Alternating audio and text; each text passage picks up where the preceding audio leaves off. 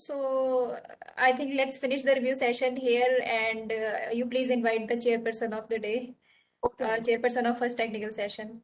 Okay. Now I invite this. Now I hand over the session to the chairperson of the technical session 1, Dr. Harsh Bhardwaj. Thank you, madam. Am I audible? Yes, sir. Okay, thank you, ma'am. Sir, we will start the technical session in 2 minutes. So let's see the screen sharing settings first. Rakesh sir, you are not audible. Your mic is on mute. We can see your PPT.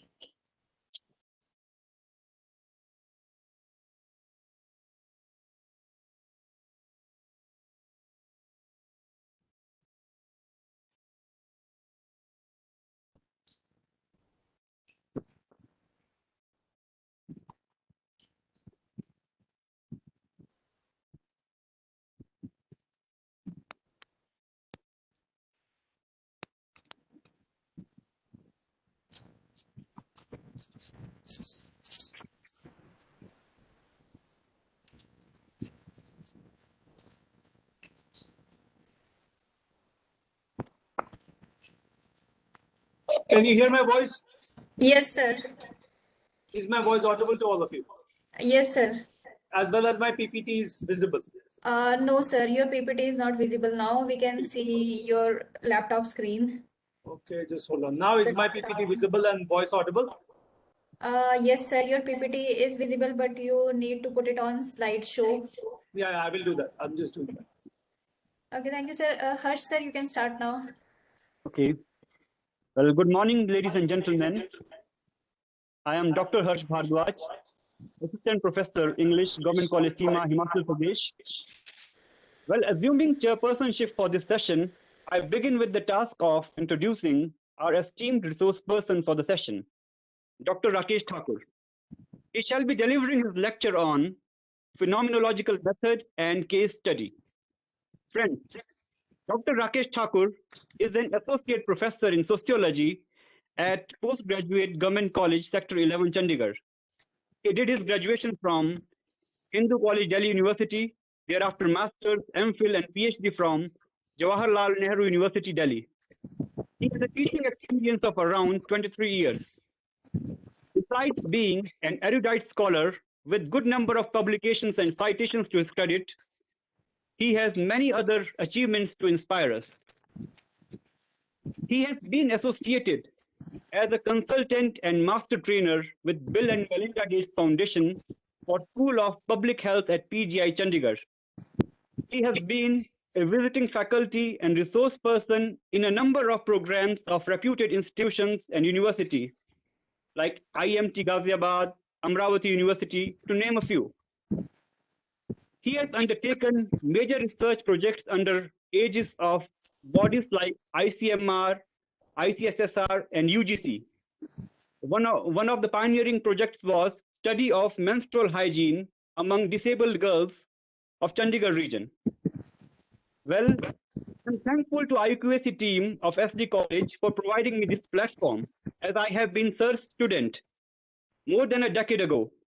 And it is through this platform that I have got a chance to listen to his deliberation once again. His unique pedagogical skills and exemplary efforts for student welfare made him a popular figure in the college and among students. Now I invite and request Dr. Rakesh Thakur to deliver his lecture. Sir, please. Okay, thank you, Harsh. So happy to see an old student and who is a fellow academician like me. Thank you, Harsh. It is really wonderful to see you. Okay, let me begin with thanking Suvan again, my mentor, and the way she has inspired me since the last 2 years when she was the principal at Postgraduate Government College Sector 11, Professor Rama Arora, and scholar in her own right, a mentor to me and many others like me. Under her tutelage, we all blossomed. And thank you so much, ma'am, if you can hear me, for having me again and continuous encouragement. So it's like being coming home back. Okay, I do not know how many of you are from social sciences, but I am primarily going to talk about research method today. I teach this course at undergraduate level. I teach this course at Punjab University for University School of Language and IGNOU student at postgraduate level. And at the moment, there are 7 students who are pursuing their PhD under me. So I get to, do a lot of method and methodology. If you would look at my title, it says phenomenology, and before that with a slash, I have used the word perspective. Now understand, whenever you do a research, you need to have a perspective. Ye maine apna chashma hata liya. This is not a perspective. I don't have any perspective. Ab ye chashma, when I'm wearing these glasses, it can be a positivistic perspective. It can be an interpretative perspective. It can be an ethnomethodology perspective. It can be a conflict perspective. It can be a feminist perspective. Likewise, it can be a phenomenology perspective. Now, why phenomenology perspective becomes so important for all of us? It is very important to us to understand.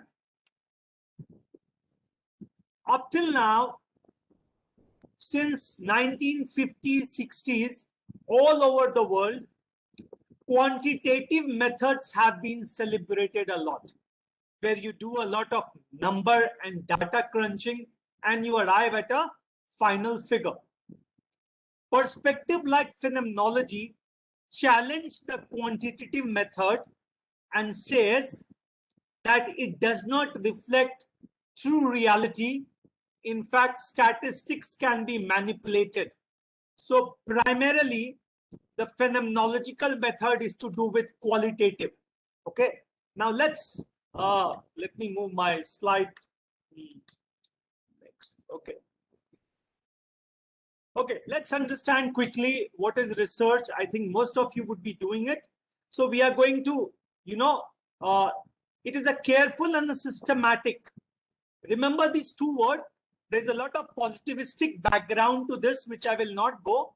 But understand that research primarily came because science was successful. So all other disciplines tried to emulate science in terms of quantification, in terms of being systematic and scientific. So research primarily originates from science, which came over to social sciences, are in between the changes that the world saw because of Industrial Revolution, French Revolution, and Scientific Revolution. All these things brought about a drastic change in the world. And to understand this world, new discipline like sociology came into the being, which wanted to understand the way world functioned. In fact, many of you would be knowing this. Sociology's earlier name was social physics. The father of sociology, Auguste Comte, wanted sociology to be called social physics. But there was a Belgian statistician who also came up with a proposition, and he called his subject social physics. To avoid the confusion, Auguste Comte went on to call sociology as a systematic and scientific study of society. Okay, now please understand, whenever you take research, that you have to have a certain perspective in mind. That is very, very important for me. Now, what is that perspective? You need to have a framework. You need to work within a space. And once when you have decided that space, you have to tell yourself, is that space singular or is that space plural? Now, what do I mean? If I'm using more than 2 perspectives, for example, if I have to study a large sample size, say farmer suicide in India, if I have to study farmer suicide in India, so one of the ways to do a specific deep case study of the family where the farmer has committed suicide, number 1, that is one perspective. You are going into a deep qualitative case study. Number 2 is from secondary sources, you take a lot of data and a figure, and you collate it, and you try and understand what are the seasonal variation in which suicide takes place. How many of the farmers were under loan from the bank or from the artiyas, that is the money lenders in the villages. There will be many variables. So this is the second. And you try to bring a common conclusion to both of it. But how do you check it? So you would check it by calling the family members of the few of the farmers and doing a method which is called FGD, focus group discussion. Now in this framework, I'm using qualitative method as well as quantitative method. My question remains the same. I'm trying to understand the cause of farmer suicide, but for that, I'm also using the quantification method. I'm using the secondary data from various government sources. Second is survey method, go and complete the figure, and deep case study after doing random sampling of certain families all over India. And at a certain platform, bringing those families together, and after bringing those families together, having a focus group discussion. Now, in this example, I have taken 3 different ways of coming to my conclusion. Now, why I am doing that, which I will be talking later, which is called mixed method. So to tell the world that the data that I have collected about farmer suicide is valid and reliable, right? So there should be no subjective bias. I just want to know if all of you know the difference between objective and subjective. It is very, very important. I hope the class knows. Somebody will quickly respond. Do you want me guys to talk about objectivity and subjectivity? Or is it clear to all of you? A quick response from any few of you. All of you are, assistant and associate professor. I hope all of you would be. Okay, Jannat Tanda says she's aware. I assume that all of you would have done your masters and you will be aware. Let's move to the next slide. Okay, now the question that comes to us is, why do we undertake social research? Now the main reason is to know, how do we know the world? Whatever is happening around us, what makes you believe that is the real but is not constructed? So to understand, we take the various theories that are there. But in a research, you cannot test all the theories. You have to take certain theories which attracts you. Now, how would you look at the farmers' movement? Would you look at from a Marxist perspective between a have or the have-not? Or you would look at it from the functionalist perspective, that there are certain structures which feeds to the benefit of certain sections of society, so they want to maintain a status quo? Or you would like to see it from the perspective of how neoliberal economy is coming and taking over the farming business? There are 3 positions which I have taken, whether it is the class conflict between the have and the have-not, or it is the neoliberal perspective, or there are certain vested interests which wants to the system to remain as it is. Remember, having said this, I will now quickly come to even subjective and objective. If I am from a family of money lenders, I would find still a lot of weightage in maintaining the structure. Because I am from the family of the artiyas or the money lender, it makes a lot of sense for me to have a structural functional approach. If I am from a landless peasant class and I look at myself being robbed of what little opportunity I have, I will understand the problem from a neoliberal economy. Or if I am a trade union leader, I will look at it as a class conflict. I hope to all of you, these 3 theories which I talked about, if we consider studying the farmers' movement, is clear to all of you.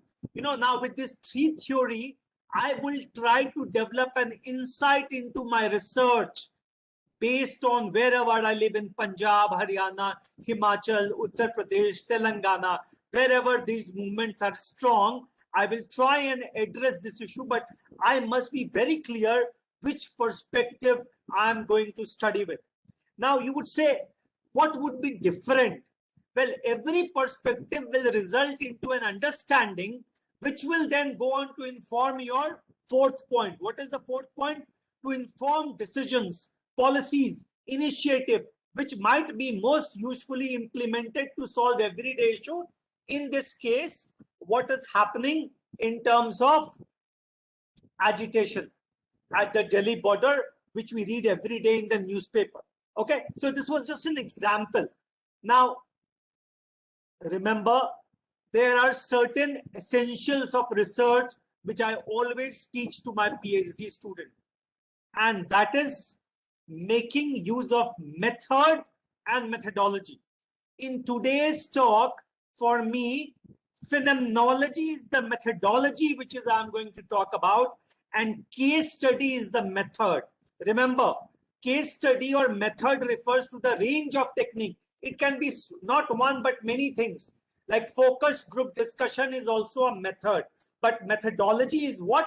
The political, whether I'm a trade union, whether I'm from a Artias family, or whether I'm somebody who is suffering at the hand of a neoliberal economy. It is the political. We all are not away from the politics of our everyday life, right? The new education policy is also about philosophy, theory, and politics. Anything that you see around you has got political implications, has got theoretical and philosophical implications in your personal life, in your public sphere. The way we eat, what we eat, the way we talk, the way we protest, everything in research is documented, but not in a subjective fashion. If I'm a farmer's son who is a small landholder, I would say this neoliberal economy or this big companies taking over the parcel of the land. Now, this has been subjective. As a sociologist, I cannot be a farmer's son. I will have to be very, very clear. So the political, theoretical, and philosophical implication of making choices of method when doing the research, this becomes very, very important. And during the time of COVID-19 pandemic, why case study methods becomes very important. Today we are going to talk about it. Now remember, all research is about knowledge. So the next question that would come to your mind is that how do we acquire that knowledge? Let's see. Okay, so let's look at methodology. Is a collection of theories, concepts, and ideas where we study comparative study of different approaches, and in every approach there is a individual method. Now, what is a collection of theories, concepts, and ideas? So if you look in social sciences, I will, because many people have heard of Karl Marx, 1818 to 1883. What I am going to tell you is that in Karl Marx understanding, there is a collection of theories. So I'm just giving you a quick example. What are the theories? Historical materialism, dialectical materialism, and alienation. All these theories are there in his book, Economic and Philosophic Manuscript of 1844, and one of his most famous work, the Communist Manifesto, and in the end, something which we will call the Das Kapital, where he talks about the theory of surplus value. Now, when sociologists or social scientists look at alienation, they look at Economic and Philosophic Manuscript, whereas the economists go on to look at the theory of surplus value, which is the last part of the Das Kapital Volume 3. Okay, so what did I do? I told you Marxist theory. I gave you the basic ideas in terms of what were the theories: historical materialism, dialectical materialism, alienation, and they told us about certain ideas. So what is a central idea? Please understand, this is in any theory, any perspective. Now, Marx has written a book called Communist Manifesto, and that book starts like this. You know, in that book starts like this. The history of all hitherto existing society is nothing else but a history of class struggle. Simply speaking, Marx says, if Marx is standing here in the capitalist age, he looks at the history before him. So the history before Karl Marx is that of feudalism, that of slavery, and that of primitive communism. And he says, in all these historical epochs, there always have been a class struggle. So he talks about class struggle. So there should be two classes. One is the have and one is the have not. What is this based on? This is based on a concept that who has got control over the mode of production. Now, why I am giving you this example is because till now I was telling you about theories. What were the theories? Dialectical materialism, historical materialism, and alienation. What was the idea? The central idea of Karl Marx was the history of all hitherto existing society is nothing else but a history of class struggle. Then you would ask me, sir, but you must tell us about concept. Now, this mode of production, forces of production, relation of production, have and have not, class struggle, all these are concepts. So I hope this is clear to all of you that how a theory has certain central ideas, and behind those ideas, there are certain small concepts, and these theory, concept, and ideas together give us an understanding of how to understand society. And that is how Karl Marx went on to understand the 18th and the 19th century Europe and the society prior to that. Now, look at this word very carefully. If any one of you is doing research, or you plan to guide somebody, or you plan to apply for a project, so you have to ask yourself this word: what is the ontology of my research? So ontology is a set of assumption about the world is. Please remember this word ontology. It sounds very theoretical, but it will help you writing in project proposal, because many times while making presentation, they will ask you about ontology, epistemology in your research and the relationship between it. It is primarily in social sciences only. I am not very sure if this kind of questions are being asked, but I'm sure in mixed method they would ask you. So a set of assumptions about what the world is. Okay, and let's look at epistemology. So if ontology was a set of assumptions about what the world is, we all want to know the world. Epistemology is the way of knowing about the world. How do I know about the world? And if you would look at this PPT, you would look, there is, one orb, semicircle with belief. These are the certain things which I believe. Like I believe that wherever I go into the world, I'm sure, despite being very objective in my outlook, I am not going to eat certain food. There are certain food which are taboo in my family. Come what may, I am not going to eat. This is my belief. Okay? Is it clear to all of you? Now, but this is also subjective. But I also know the truth that whatever you eat or you do not eat, it does not decide whether I will go to hell or heaven. So that is the truth. Whatever I eat or whatever I do not eat will not decide if God accepts me in heaven or hell. As a social scientist, I do not believe. But within my belief and within this truth, there is a knowledge which I am aware of, that all foods cater to the nutritional value of your body. Whether you get your protein from pulses, egg, fish, meat product, or poultry, this is knowledge. All of them are source of protein. Some of them are very good source. Some of them are not so good source. Now, as per my belief, I make a choice that I will eat fish and egg, but I will not eat poultry and meat like the Japanese would do. Right? So there, remember, a pure vegetarian is one who does not even take the milk product, because milk is also an animal product. So in India, vegetarianism is closely associated with milk product. This is a belief, but those who believe in pure vegetarianism do not even take any animal product. That is the truth. What is the knowledge coming about?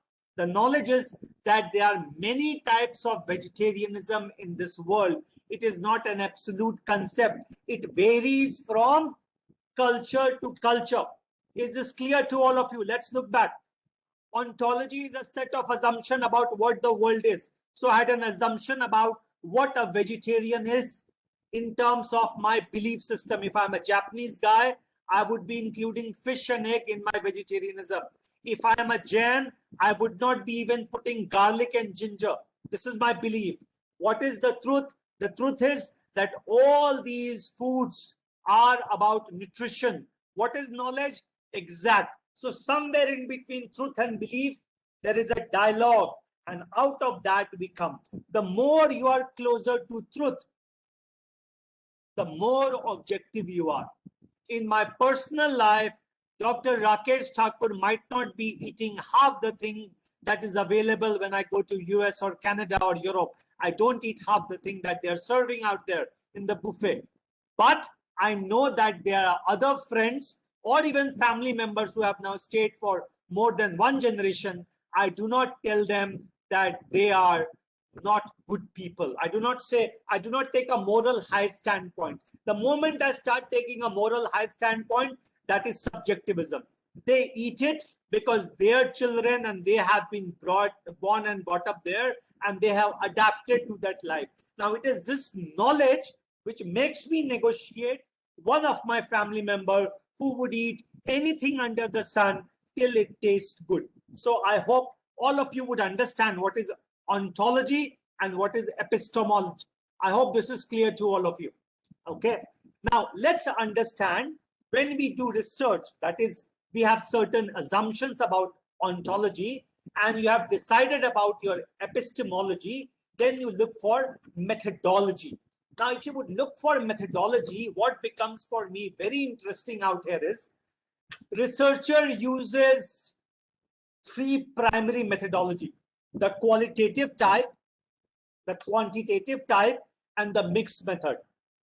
Believe me, nowadays, all research primarily is about mixed method, because qualitative type is also problematic to an extent, and quantitative type also has its own pitfall. So these are certain experimental research, content analysis. Those of you who are from literature background, you would understand what do I mean when I talk about content analysis.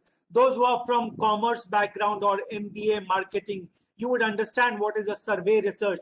Those of you who are from science background, like I'm a social scientist, but still there are times in social sciences we do experimental research where we use a control group and experimental group, and we see pre-intervention, post-intervention result, and we compare it. And there is something which is called meta-analysis, which is about transdisciplinary research, interdisciplinary research, where we try and look at common patterns within our finding and come at a meta-analysis. Okay. Let's move on to the next slide, please. Yeah. Again,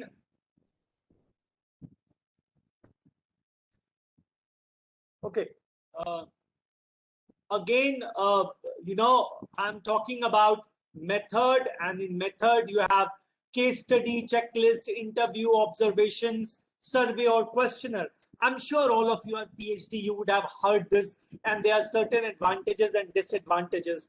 I'm just giving you this background as a stepping stone to phenomenology and epistemology and ontology of phenomenology. Now let's come to the relationship between epistemology, methodology, and methods. So I talked about ontology, that is a set of assumptions about what the world is, the world around us. Abhi hamare aapke aaspaas kya duniya hai? What is the world me and you are seeing? Once we observe that world, we are curious that how should we understand this world? Now, when we start understanding this world, we all must have a methodological approach. Like for farmer movements, I gave you the example of the conflict or the Marxist tradition, structural functional tradition, or that even now you can talk of the feminist perspective, because there are a lot of women farmers. We all know in Punjab and Haryana, there is a strong term which is called as feminization of agriculture. They are not men folks who are in the field. They have gone as a part of being diaspora, because the urge for foreign lands or to immigrate is very strong in North India. Everybody wants to go to Canada, right? Or America to earn more money there. But when they go, they leave behind their women folks. So what would happen to this land and the villages?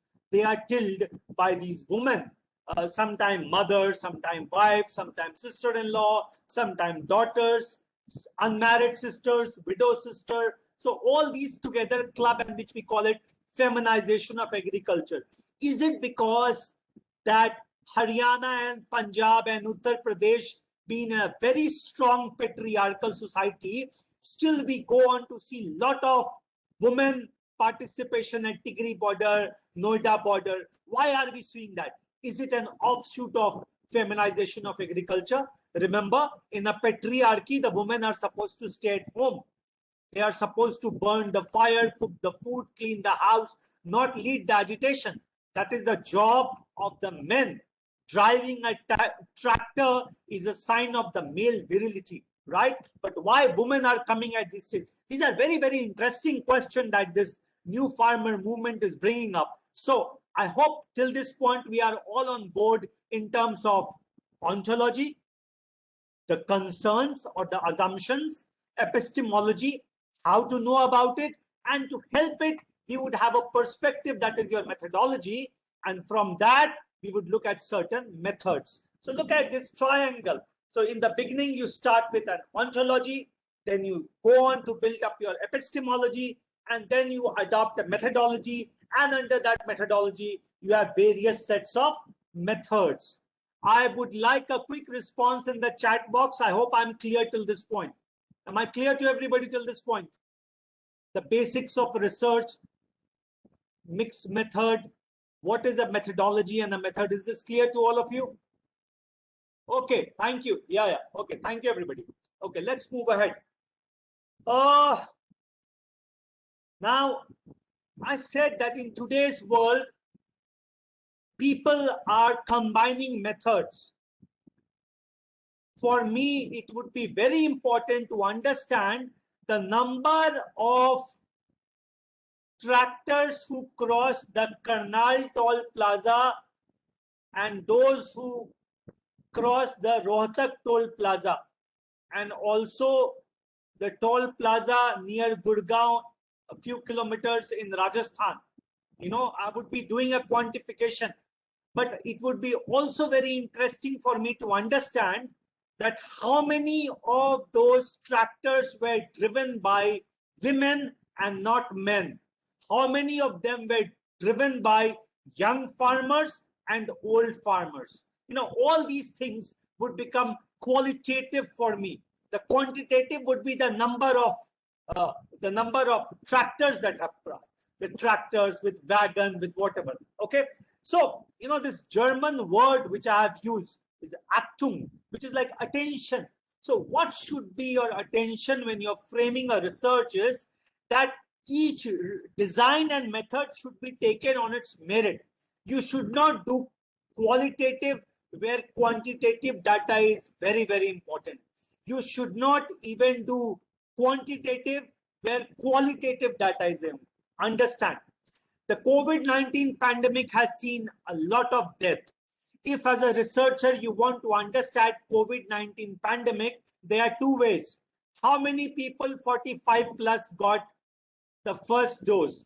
Out of those 45 plus, how many were frontline warriors? What we are doing, we are creating sections. But how many of them, despite getting first dose, died? What happened to their family? This cannot be quantified because this is a lived-in experience. Every death is unique, every grief is unique, and the kind of socio-economic upsetting situation that each family faces is again unique. Okay, so remember this. Let's not try doing qualitative where quantitative is important. So let's not mix in that way. Now, please understand, phenomenology is a perspective. Once when you have a certain set of assumptions which you want to study, so you want to understand it. And remember, if you would look at these four people in terms of the farmers movement, please look at so the guy in the brown might be from a moneylender family. The guy in the red is from a landless peasant family, and the guy in the green block should be somebody who does not, from the peasant family. Neoliberal perspective is one. The another perspective that I am talking is about, okay, let me get this again. So the first farmer in the brown is from a moneylender's family. So he's a structural functional worldview. The second is from a landless peasant family. So he looks at the whole arrangement is a neoliberal economy. And the third is the one who is from a trade union family, Can I just take a call? Yeah, just hold on. या मैं class ले रहा हूं, 2 बजे के बाद call कीजिएगा. मैं लेक्चर में हूं 2 बजे के बाद. भाई मैं क्लास ले रहा हूं, कैसे किससे बात करना है? भाई मैं क्लास ले रहा हूं 2 बजे तक, आपको कल कहा था ना. भाई मैं अभी क्लास ले रहा हूं, अभी नहीं बात कर सकता. Okay, now what becomes very, very important for us is that this fourth guy is at the intersectionality of all of these. He might be partly understanding the Artia's position, and he might be understanding the neoliberal position as well as the trade union position. And the understanding that he will arrive is a shared understanding. Now, this is what phenomenology is. So phenomenology, when you do phenomenology, there is a word which we will be coming to again and again and mark it, that is life world. So what is life world phenomenology is all about? It is primarily that how we have to understand the social reality, and it should not be understood as fixed and objective. If you would look at the first, that is from a structural functional, who generally, the structural functional school always believe in a certain kind of status quo, whether it is family, marriage, kinship. And the most famous person is Radcliffe Brown, who wrote a book called Structure and Function in Primitive Society. And it is from here that this views that every structure has a function. So they would say that the old rules of MSP and Artias taking the produce from the farmers and bringing it to the mandis and thus paying it back is an internal arrangement which has happened for a long time. So one is fine with it. Let's not bring in the new rule. So these are the people who are supporting. Now let's look at the neoliberal. The landless peasants looks at it that the big corporate houses are completely going to, cartelize the land holdings. I will not name any of these big corporate houses, because then I will be subjective.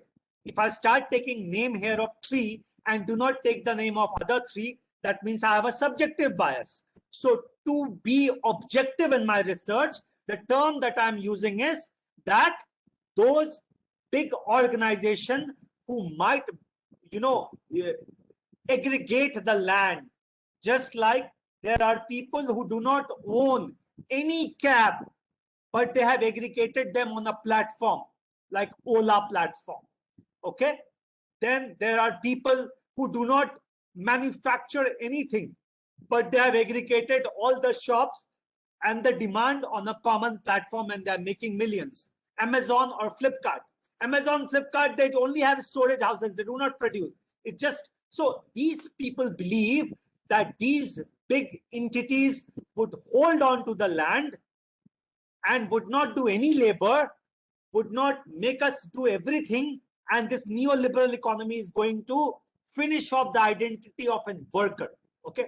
Now, if you look at the trade union would say that we do not at all agree with this system, because in this, what would happen?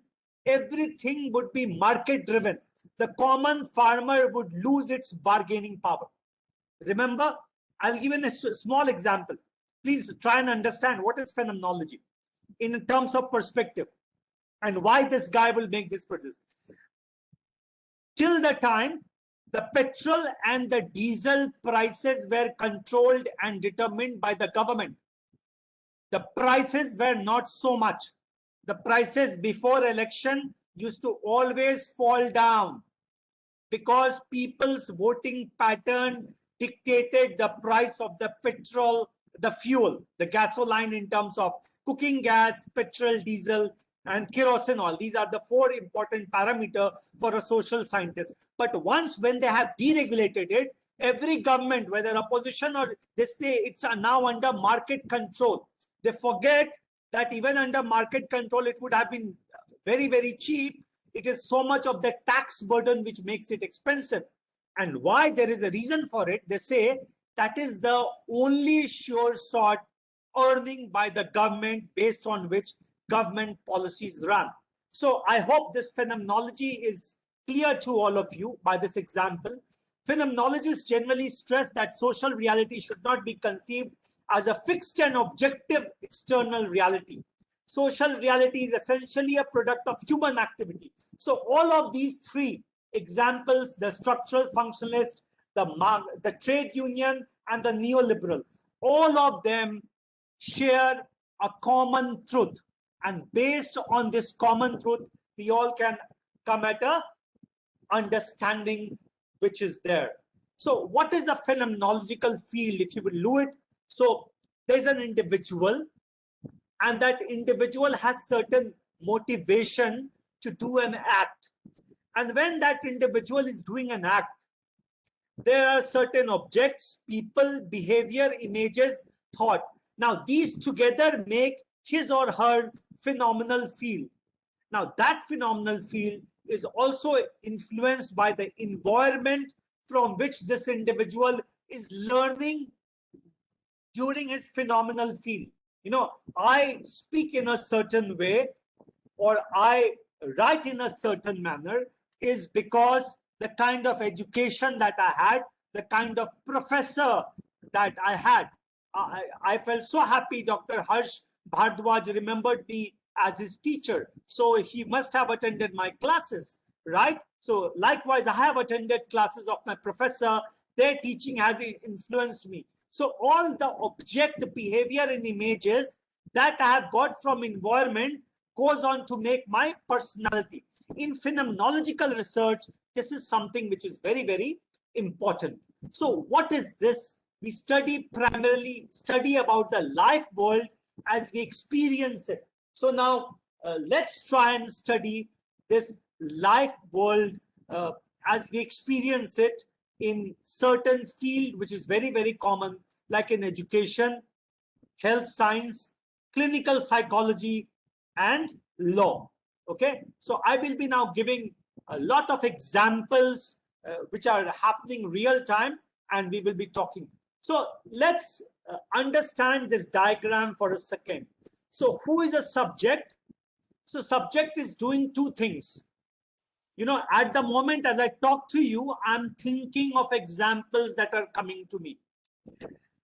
Had this been a live situation, a classroom, I would have looked at your matter and I would have perceived your responses. Maybe few of you would have raised your hand and done a question. As of now, I can either look at the PPT or the small mugshot of me speaking. I cannot see any one of you, but I presume, it is my assumption that whatever I'm trying to communicate or share with you is reaching you with a certain amount of clarity. Now, between this thinking and perceiving, there is this arrow. Now, what is this arrow? This arrow is the question that I'm asking you. Please respond in the chat box, whatever that I have shared with you in terms of content. Is it clear to all of you? So I am the subject and you are the object, but then I have done it a reversal. I become an object and you become a subject when you say, like Manish said, yes, understood. Mandeep Kaur said, understood. So now Mandeep Kaur now becomes the subject and I become the object. When I asked you, I was the subject and you were the object. Now, this is not a fixed entity when phenomenologists go to the field. And it is based on this shared thinking. You know, all of you are hearing my talk and my words are making you think. It is based on that you say yes. Many of you could also say, no, sir, repeat again. We are not clear about it. What did you mean by that? So I am going to perceive. Now, it is this thinking and perceiving that makes us in phenomenological tradition arrive at the complete truth. Okay, so I hope this is clear. What do we mean by subject, object? These are not exclusive terms. They are continuously interacting in the field while doing the research and while understanding at an example. Okay. Now, I said phenomenological processes developed a shared understanding, and I gave you all certain example. Now, certain more pinpointed example I would like to give you. You know, in the end, when Harsh was, talking about my latest project, along with Principal Ma'am, Professor Rama Arora, Indian Council of Medical Research awarded to both of us 20 lakh project, which I'm still doing after ma'am has left. This is the last year. And we are looking at menstrual hygiene practices among mild and moderate, intellectually disabled girls. Now, out here in this study, for me, the sample size is very small. It's only 50. But all of them are individual case study. All case study I have classified as mild and moderate in pre-intervention state before me and my team started making the intervention. So what are we doing it? How students experience difficulty in learning something. In my research, I am trying to understand that how an adolescent girl is experiencing difficulty, who is intellectually challenged every day to change her sanitary napkins. And once I have understood that phenomenologically, me and my team has made intervention to do a capacity building. Okay. So this is one example. Now let's come to another example. Now, how pain is experienced in childbirth. Those of you who are mother, sister, daughter, or even husband, brothers, and family members, you know that women give birth to children, but still childbirth is a familial affair. The experience is shared by father-in-law, father, brother, son-in-law, equally as it is by the woman who is giving birth in terms of wife, mother, sister. So how is it experienced? Now, I would say when we talk about the pain, the pain of giving childbirth, when the baby is coming out of the womb, so I would do my data in terms of C-section. All of you know what is a C-section, right? Where people go and they, they get sedated and there's a small surgery done and it's almost painless. Whereas people who go through the normal process find at times it a life-altering experience. Still women go generation after generation because it is natural and biological. Okay, so this for me becomes a phenomenological experience. Then what it is like to experience obsessive compulsion. Now this obsessive compulsion, now let me tell you, I have gone to movie theaters so many times, or even when you sit at your home, you watch a movie. What is the first thing happens in Indian movie hall before the before the movie starts? Anybody? Quickly. What is the first thing they show you? Quickly. Anybody? Yeah. So ad about, okay, national anthem. Look at my, no, not advertise. Look at what I'm talking about. What it is like to experience obsessive compulsion.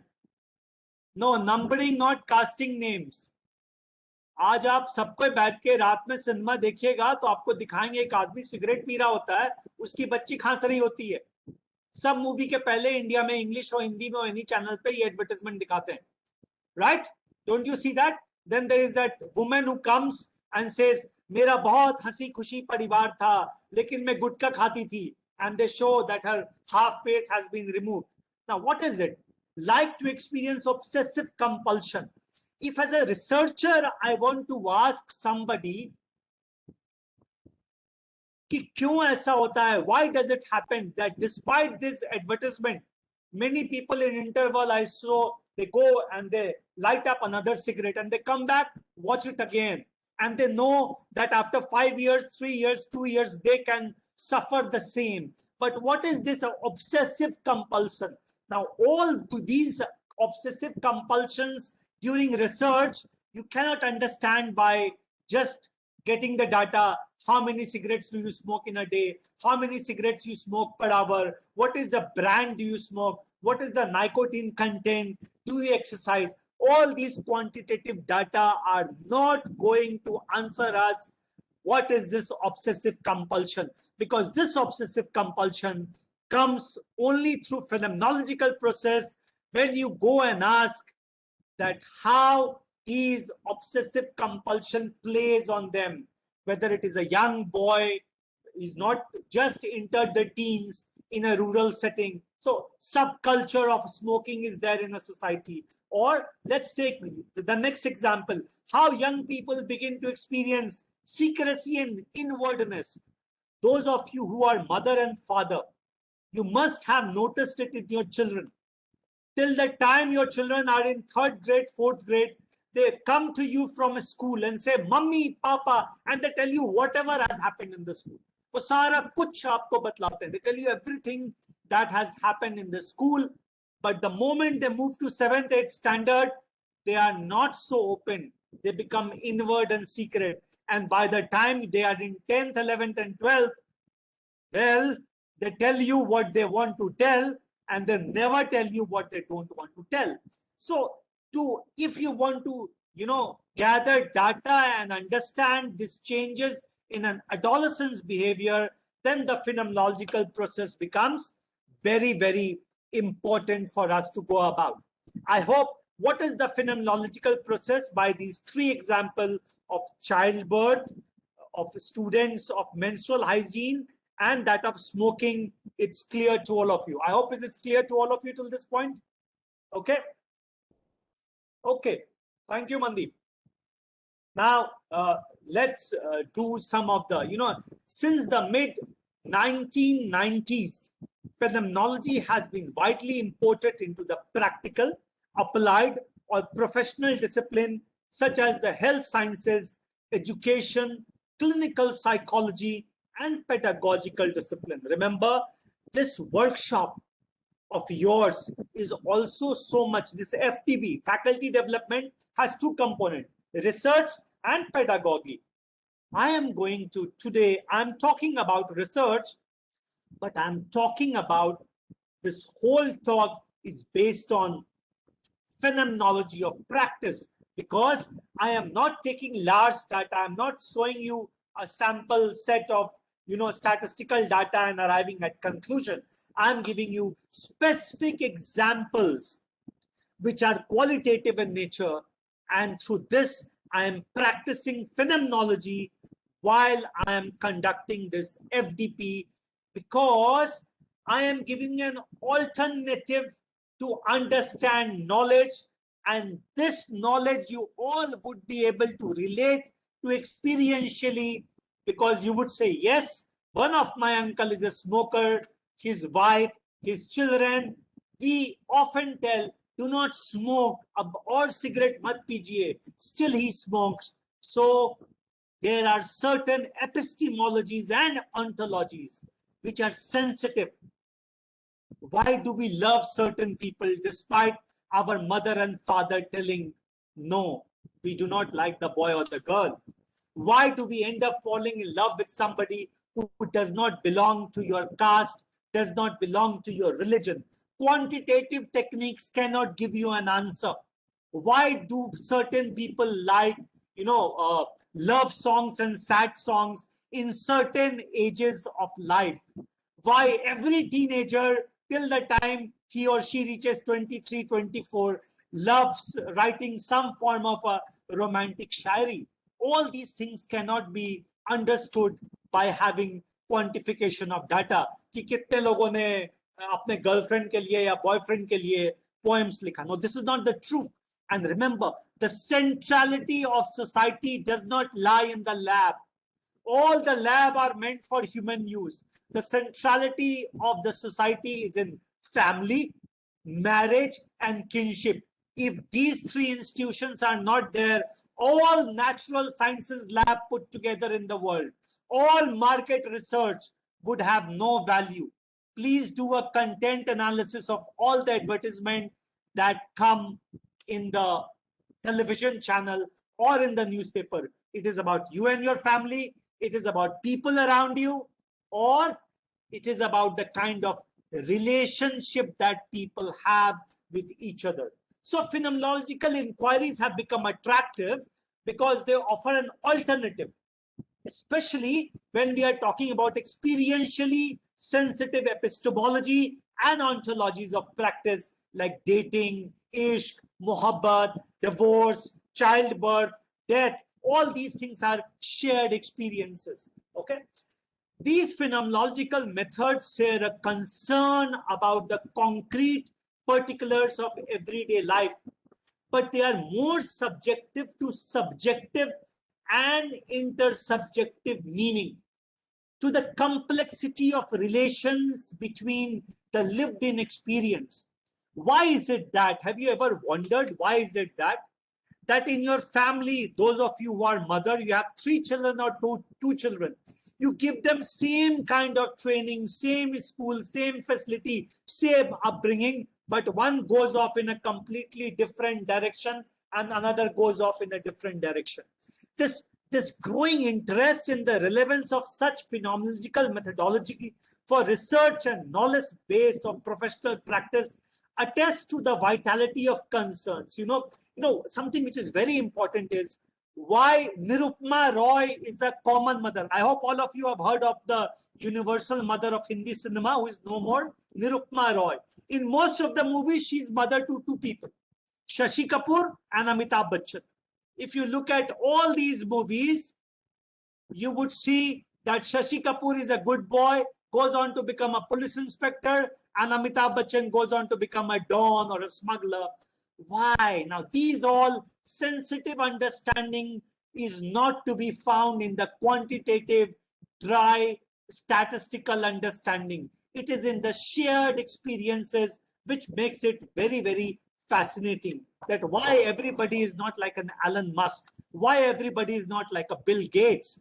Bill Gates, Elon Musk are one case study from a phenomenological perspective, which is very, very interesting. Okay.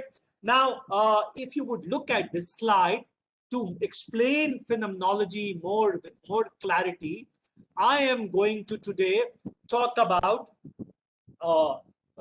racism for second generation South Asian women. And this article, let me publicly acknowledge, this is not my own research. It's done by Pauline Bihari and Sharon Crozier from University of Calgary. And these all images that I have taken is from Google. They have not been clicked by me, and they all are copy left. I mean, they are not copyright. They are from free sources. So I'm using all these slides from the Google site, which are open to be used, and I acknowledge that they have been used only for the purpose of educational purposes. That's it. Okay, now let me begin. Now, people started, when they migrate, your skin color becomes very important. like in a country like India, where caste and religion is very important, in a country like Canada, your religion and skin color is very important. I would not say that race is equal to caste, but at the level of discrimination, there are certain commonalities which we are going to talk about. The only part you have to understand is why I have taken Canadian women, because there is a sense of double discrimination. What is this sense of double discrimination? That's important for all of you to understand. This sense of double discrimination is you first get discriminated on the basis of your color of the skin, and secondly, you get discriminated based on your gender and ethnicity. Okay, so in this study, they applied a phenomenological approach. So let's try and study how they have done it. Okay. Okay. Now, this is the, if you would look at these, as a collective, we recognize the only sensible position to take in the face of racism is anti-racism. And racism is something which is a worldwide phenomena, including India. And I will tell you how it is. But let's first focus on this study. The primary purpose of this research is to paint a rich picture of participants' experience with racism and how it has affected perception of the self and the world they live in. So if any one of you in this class plans to go and settle in Canada and USA, you might be a very fair looking male or a female in Punjab, Haryana, or from any part of India. But when you would go to Canada, you would be colored, you would not be white. The Indian understanding of a gori, ladka and ladki does not equal to a white male or female. We are either brown, black or colored. So even those who are supposed to be within the Indian cultural background, very handsome, very good looking, might face discrimination. Those of us who are South Asian, by which I mean the Pakistani, the Bangladeshis, the Sri Lankans, and the Indians who go and live. And why is it a double discrimination? At the level of ethnicity and the color of their skin, and at the second level is because of their gender. The research discovered themes common to the participants regarding the challenge they faced as a result of experiencing racism. So I have till now told you that how phenomenological perspective goes on to understand the life world. How do you understand the life world? You understand the life world based on the lived experiences. Now, let's see what happens.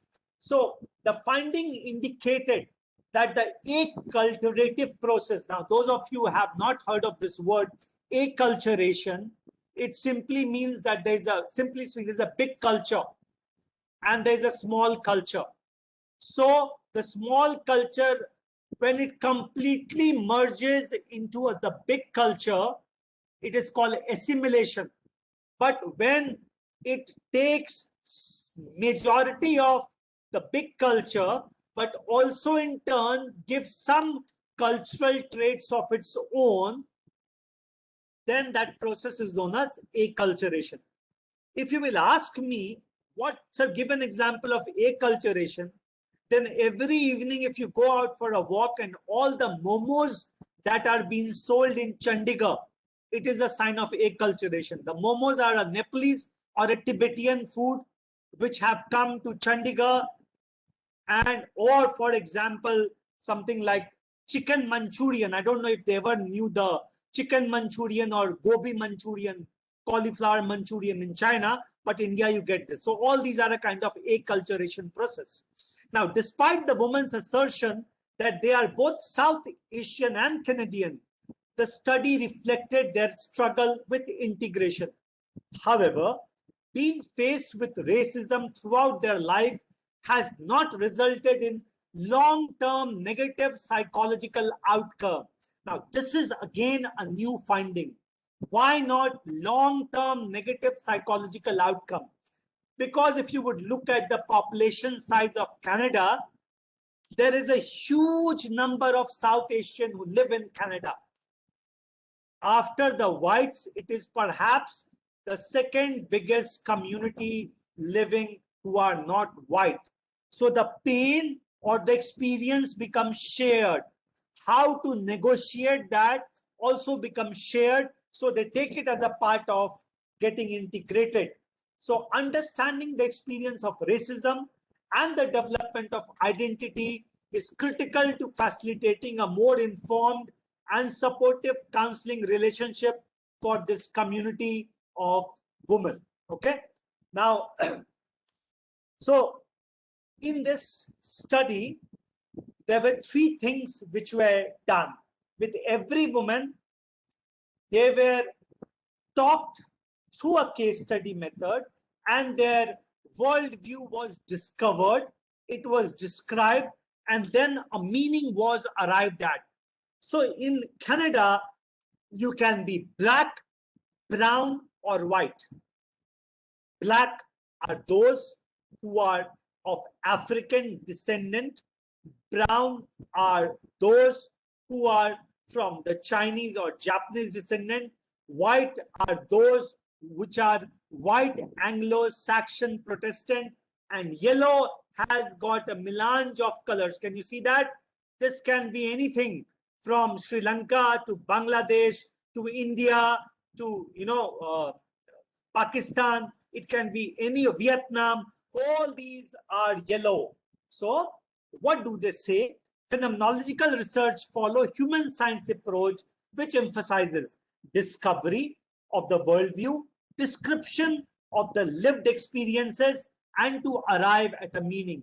This method of research selected for this study searches for a deeper understanding and insightful description of everyday experiences. Now, once when you have chosen a topic, you have a certain set of assumptions. Racism faced by South Asian diaspora in Canada. Then you had what? Your epistemology. So in your epistemology, what was the method? What was the methodology which you chose? That of phenomenology. And what was the method that you chose? That of case study. And then you come at the result.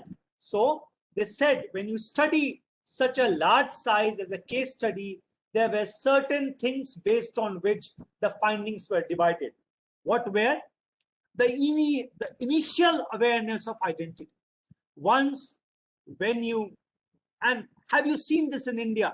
I do not know now in Chandigarh, but I realized when we were in school in different parts of this country, when I was studying in the school, I used to see whenever a white male or a female used to pass by, there were a lot of kids shouting, "Dekho, dekho, goda ja raha hai," or they would, or the beggars would run after them and say, "Please, please, please, hello, hello, hello." So you make a white man or a white woman who comes to this country aware of your identity. This is the initial awareness. Remember, there is no sense of positivity or negativity in the beginning. Then slowly you realize in India, because of the colonial hangover, the white were almost like demigod. Many people are enamored. They would stare at a white people as if they are watching God. It doesn't happen in Chandigarh, thanks God.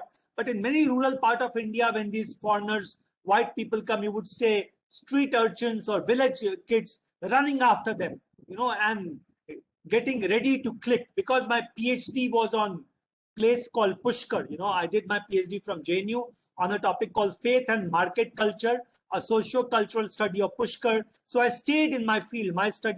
My research was based on participant observation. It was a purely qualitative method, a bit of quantitative also, but primarily qualitative method. So I used to see how the Israelis, how people who came from Latin American country, how $1 hippie tourists used to visit Pushkar, and how they were aware of their identity. This was one set of tourists. And there were also this set of tourists who came from European countries or the USA, who had lots of money, and the way they were treated differently in the same shop. based out here, the color of the skin did not matter. It mattered which country you were from and what was your buying capacity. So even in the case of diaspora, initially you are aware of the identity because people look at you.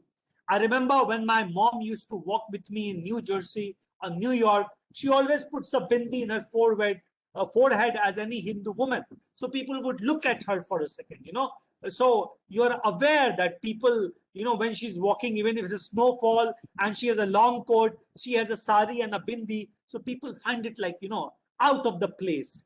Then slowly you have an advanced awareness of identity.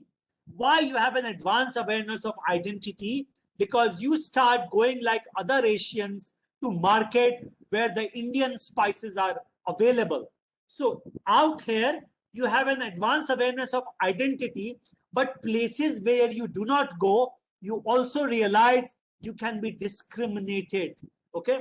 Then there are social interactions, which are intra-group within the Asian community, and inter-group, the interaction with the others who do not belong to the same ethnic background. It is in this interaction that you start defining your social world. Then support and coping mechanism, again, within your family, within your ethnic group, at times even institutionalized very beautifully by Canadian government, because the Canadian government or the American government agrees that there is a racism and it is practiced and it is something which should not be there. And then after a generation or so, or as you spend time in Canada or US, you become comfortable with your ethnic and cultural identity. You start feeling proud about it. You are a Canadian. Don't you see so many Canadian parliamentary lawmakers from Indian identity? Look at Biden's administration. There are a lot of people from the Asian diaspora. Okay, so I was talking about this in these 5 categorization that we have made. You know, in the finding, you need to classify those experiences. So these experiences, these authors, they have classified. Now let's move ahead and let's study them phenomenologically one by one. So these are the category and the theme. So let's look at the category. The first category which I talked was initial awareness of identity. So imagine a small girl going in a pre-primary school during childhood and growing up in a neighborhood school which is government funded, public sector, and some white child whose parents are not so sensitive to the cultural diversity, or in their experiences they considered colored people to be dirty, to be outsiders. That would have reflected on the innocence of this young child. So in the preschool, when this white child is wary of interacting with this brown girl, the brown girl would slowly understand that why white kids play together and the brown and the black and the yellow kids play together. It is an initial awareness of identity. Why does a black girl buy a Barbie who is black?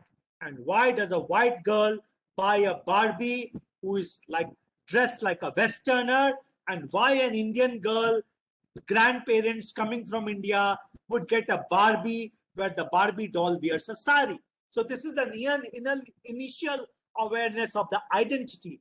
Now, advanced awareness of the identity can be experiences of racism during adulthood, maybe while at the market, during a public queue for buying certain provision or boarding a public transport.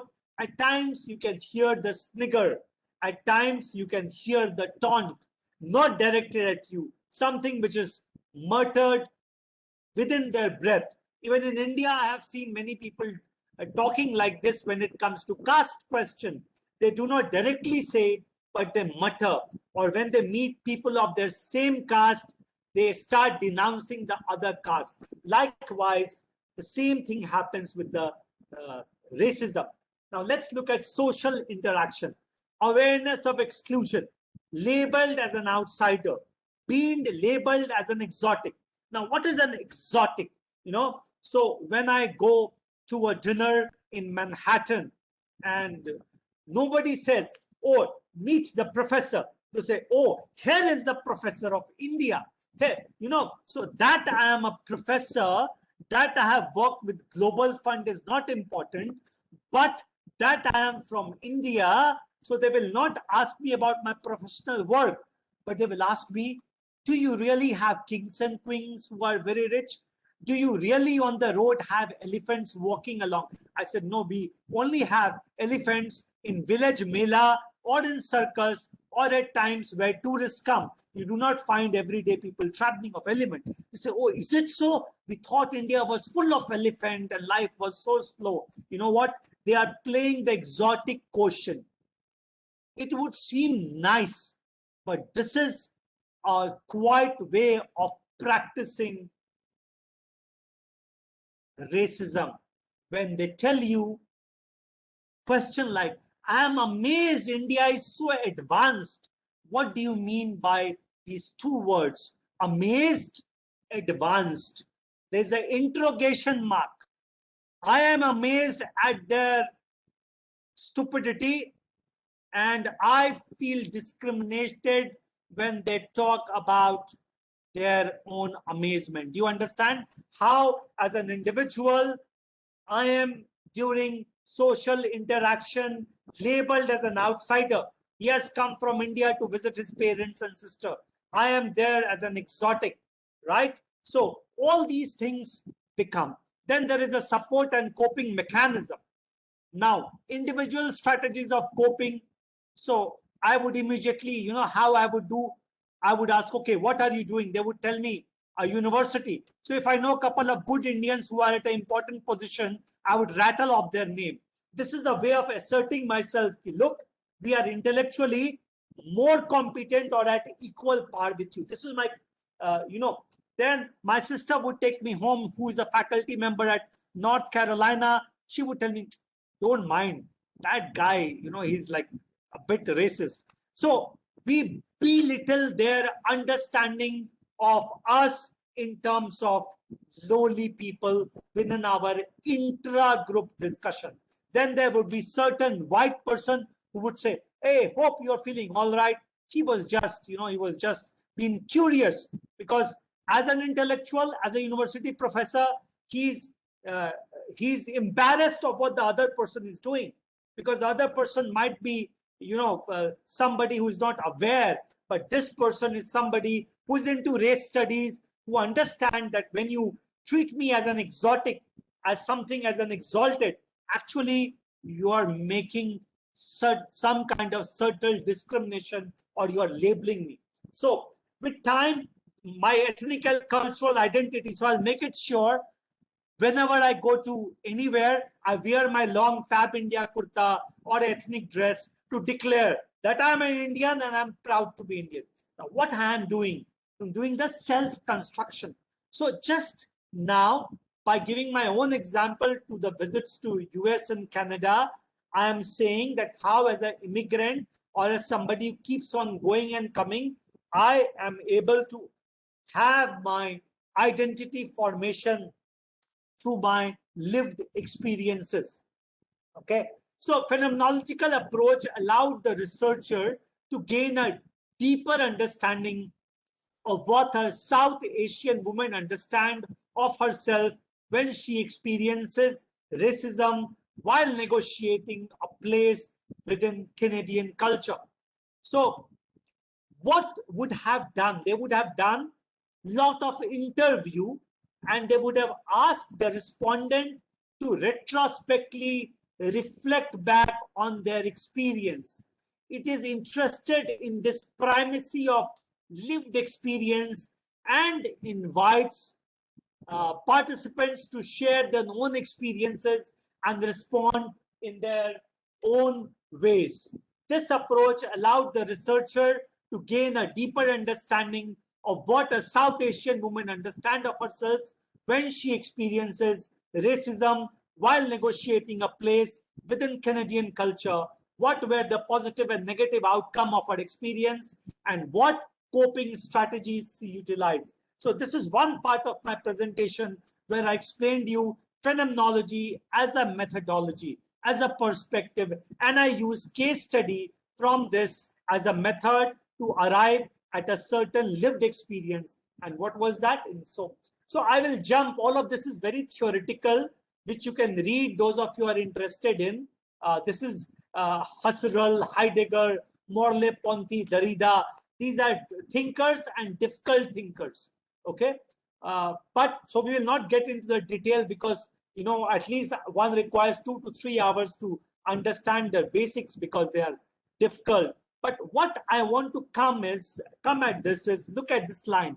A good phenomenological text can make us suddenly see something in a manner that enriches our understanding of everyday life experiences and may transform our practices. Now, please understand, this phenomenological text is not a book.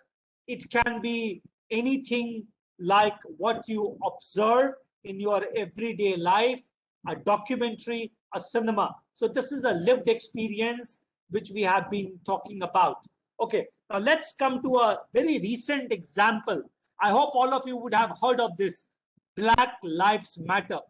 If you would look at every sensitive who is a racially sensitive sports person, many of them before starting their match are protesting, whether it is Wimbledon, French Open, World Cup, whatever they are protesting. Black Lives Matter. It is a lived experience, and this is something which sees a lot of phenomenological interest nowadays. Or I will just give you a quick background. George Floyd was a person, I hope all of you have heard of him. A white policeman kept his boot on his neck, forced him down the street, and he died. So it was his death which resulted in Black Lives Matter. Now this is somebody else, Thurgood Marshall. Why I'm mentioning him? Marshall was the first Associate Justice of the Supreme Court of the United States from October 1967 till October 1991. That means America has opportunities for black to grow. They have been an important part. We all know that Barack Obama was of a mixed parentage, but still things like George Floyd or Black Lives Matter happen. It means there is something more to research than mere quantification. So lived experience becomes very important. Now, all of you can see this. Now, let's come to India quickly before I wind up my talk. Does phenomenology have any insight or theoretical resources to offer the sociology of everyday life? All of you can see this picture. Can you tell me this picture belongs to what part? Tell me, this has been in news. Anybody? Where is this picture? What's happening in this picture? So Kisan Andolan? Yeah, very right, Manish. Farmers protest, yeah, or whoever responded. This is the Tikri border. Now, as a resource person, my job is not to speak and go away. You all can have my email ID, and those of you who are seriously interested, can we do a phenomenological research of this Kisan movement that has happened? How many farmers are there? Is that the question important? Or every meeting or collaboration having in this tent and in that led by women farmer, which I talked in the beginning of feminization of agriculture, has resulted these women taking the lead in Kisan movement. Can you look at a girl in a jacket and drawing pamphlet, and there are 3 people who are discussing? And can you look at this group of old women? None of them are very young. What does it tell us? Does it give us, does phenomenology as a method can offer us a true understanding of what went wrong at Tikri border or what went right at Tikri border? Remember, what went wrong is one perspective. What went right is another perspective. If you will look at it, I started my lecture from Tikri border. I gave you a neoliberal perspective, I gave you a trade union perspective, and I gave you a structural functional perspective.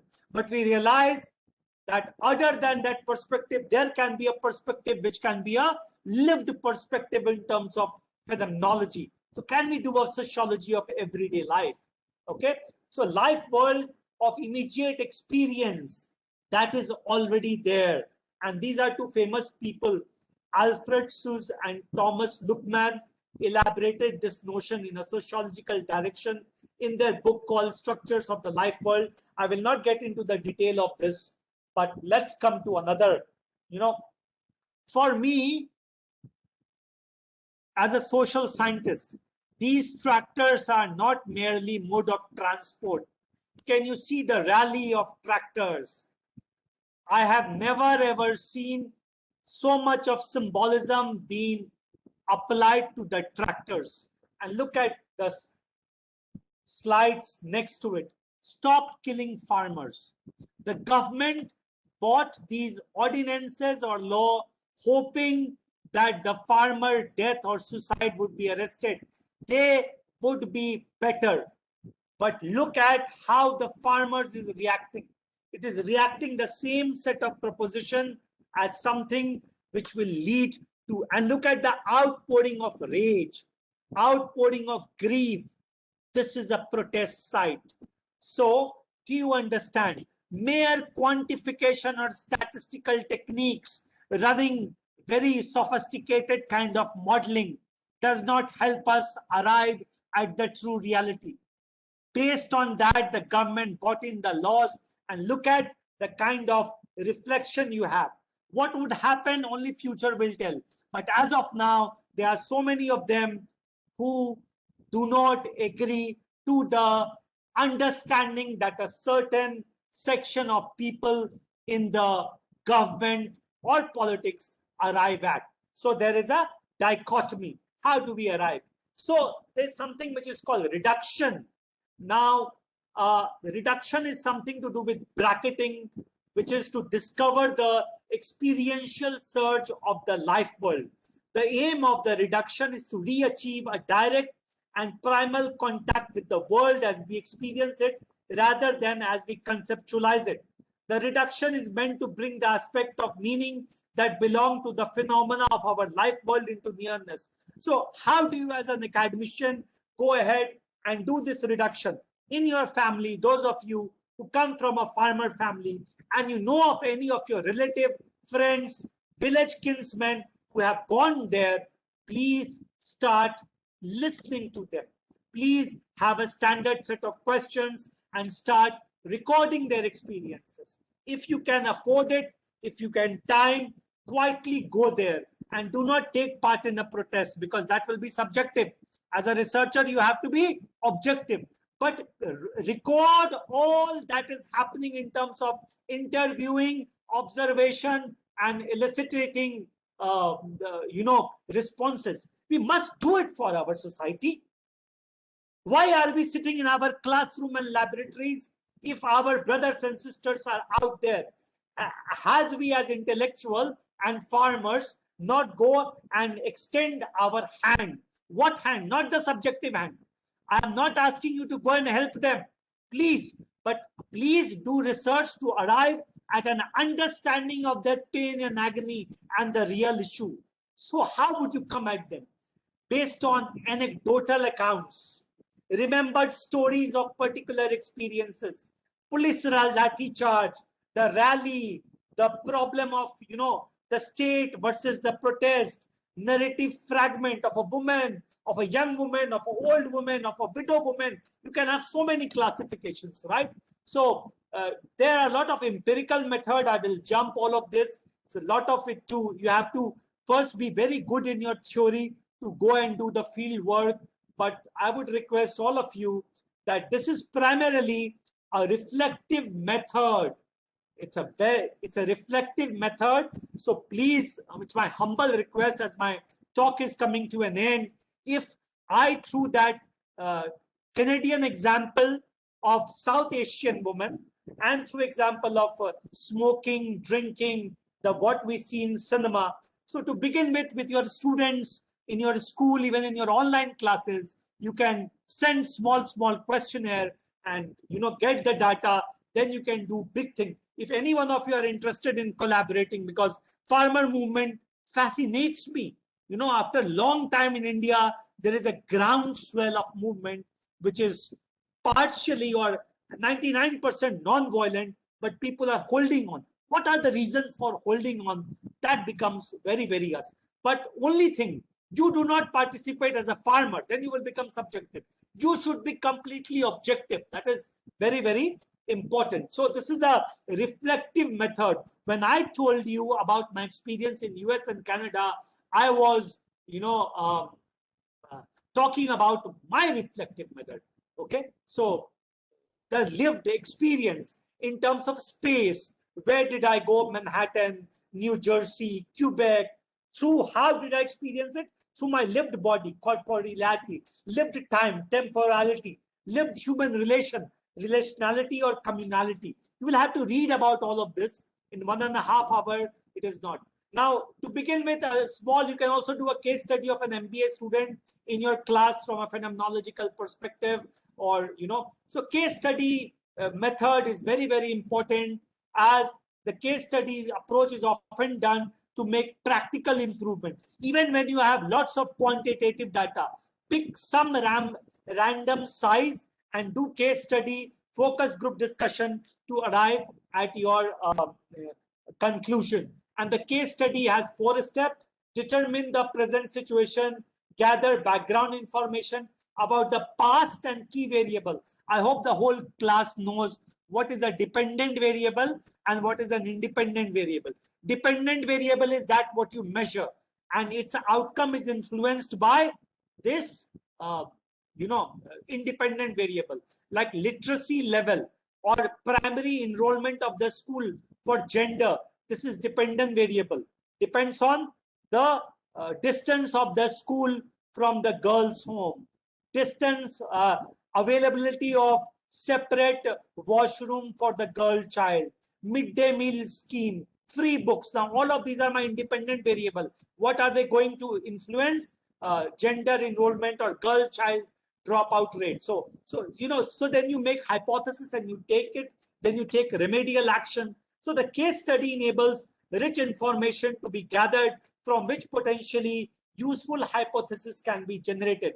This you can do by having a pilot study. First you do a pilot study and then you go about it. Okay. So phenomenology and case study, this is interview participants regarding phenomenon of interest. Then you sit down and transcribe.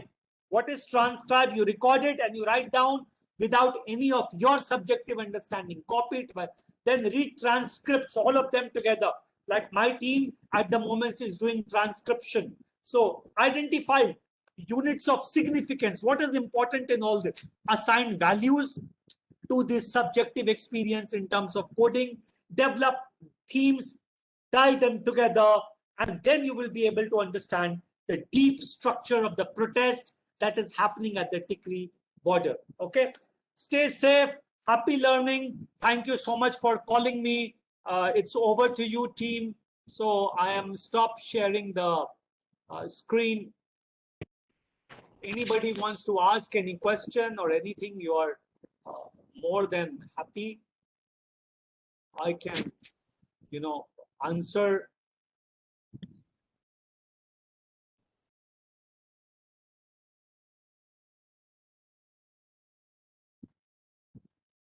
Okay, any question? Okay, let me check the chat box. What are the chats? Is there absolutely mind-blowing lecture? Okay, thank you. It will only be mind-blowing if you people go out after this FDP and do research. The person who's organizing this FDP, Professor Rama Arora, she continuously pushes everybody to do good work.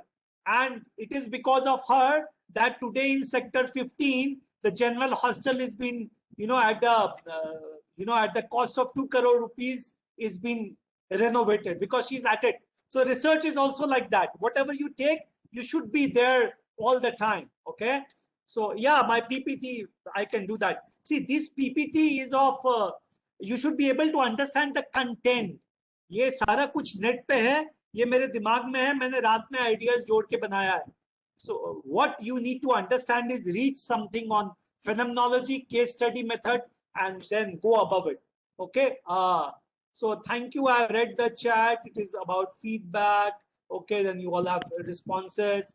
Are Me, 3 sir? farmer laws so-called black laws? Okay, 2, 3 state. Now, these are subjective questions which I will not answer because these are political in nature. Remember, this course is about research. So over to you guys. Thank you. Excuse me, sir, I have a question. Yeah, please ask.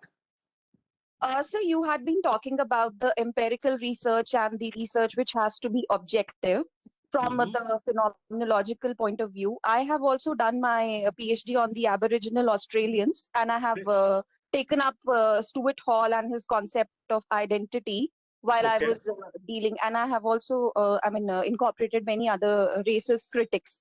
So while I was studying the Black literature, I found out that there are critics like Adam Shoemaker, Kath Walker, and others, Helen Griffith, and there are so many to name. But they disregarded the empirical methodology because they believe that, if a white person or anybody who is not an Aboriginal or an indigenous or a native will not be, able to represent their maladies in an appropriate fashion. So what is your take on it? There are critics in racism or in race study who do not agree with this empirical approach. Okay.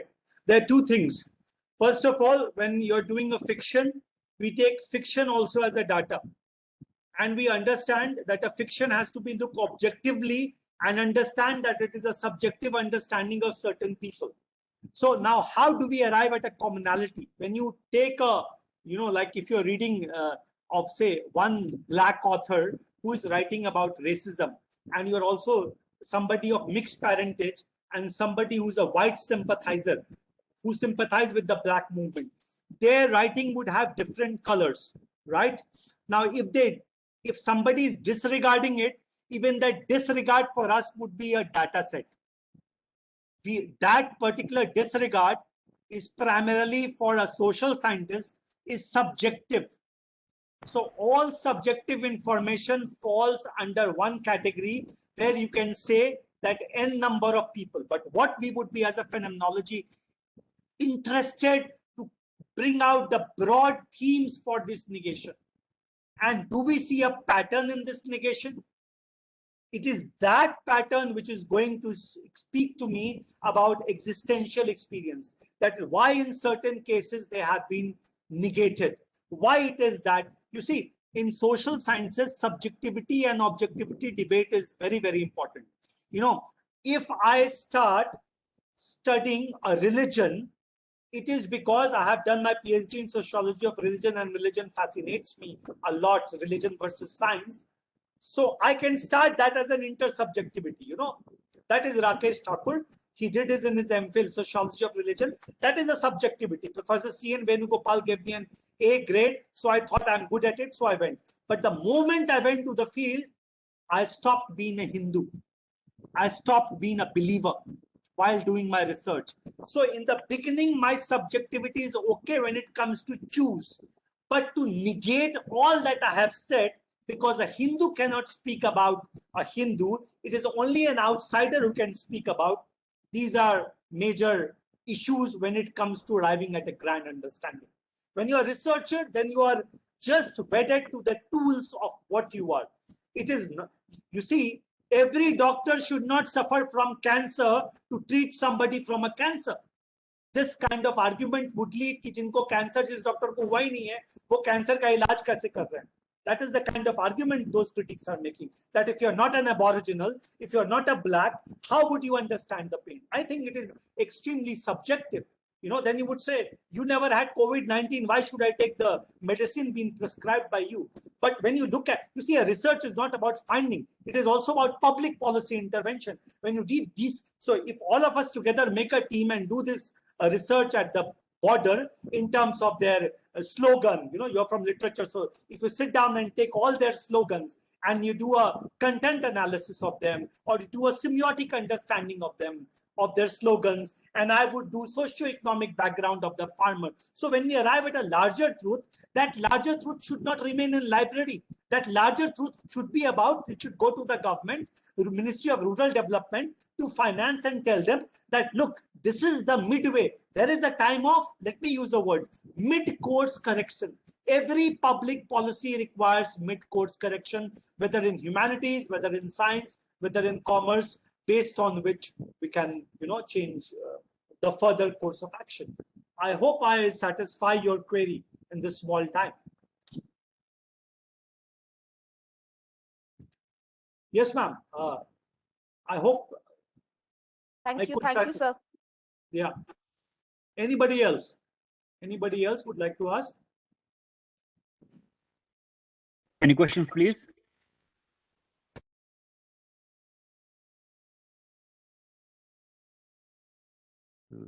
No one has questions, sir. All are Okay, satisfied. thank you, Harsh. I'm sure I've overshot my time by 10 minutes. I'm sorry for that. I was not looking at time. I got carried away when I'm teaching. I generally get carried away. So, okay, please. No, sir, the All quality yours. of lecture was so superb that it doesn't matter now. Thank you. Okay, sir. Thank you, sir. That was indeed an informative talk sharing our concepts about problematics of research.